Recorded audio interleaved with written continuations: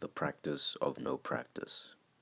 Firstly, I do not see my sensations and cognitions as myself, nor do I see them as my own possessions, but rather I simply see these as sensations and cognitions and understand their nature. There, when feeling sensations or having thoughts, I say, these are not me. To further explain, when any sensation arises, these sensations will either be seen as negative, and I will describe this as feeling or being a word related to negative feelings. This is the nature of negative feelings, and that is not me. Likewise, when I have a feeling related to positive emotions, I will describe it with a positive word. This is the nature of positive sensations, and this is not me. Whenever I am feeling neutral, I will describe these neutral sensations as such and do the same. This is the nature of these neutral sensations, and it is not me. Therefore, there is absolutely nothing for me to do.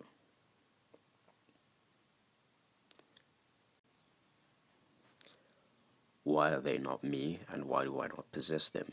Isn't it wise to see these sensations and cognitions as yourself in order to control them? These are not me and not in my possession because of their nature. What is their nature? The nature of sensations is to be constantly changing, as I described earlier. You can't grab onto them, you can't take control of them, and sure, you can make good attempts to do so, but in doing so starts a struggle. In struggling, there is suffering and pain.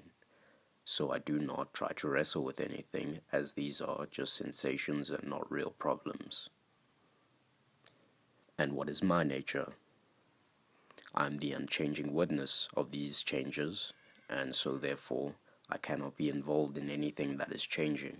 I cannot be involved in any of these issues or their nature. And what would it be like if these were myself?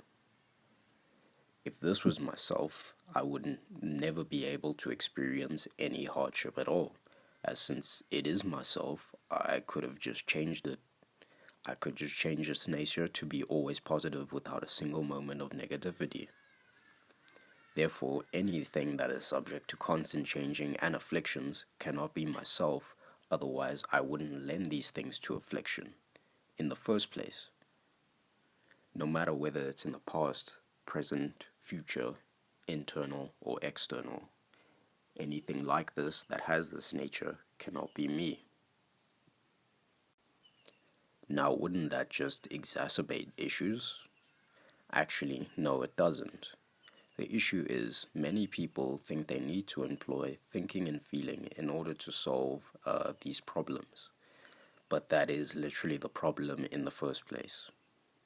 In recognizing that you have no control over these things, you let go of the agitation and suffering that comes with trying to solve them. And in doing so, the problem is seen for what it is and solved by itself. In continuing this practice, it will eventually relieve all stress and help you to live the way you actually want to and not the way you think you want to. But in order to achieve this, one would need to stick with this day and night, but you should see the results immediately. This, when understood properly, should free one from agitation and allow one to live more energetically and freely.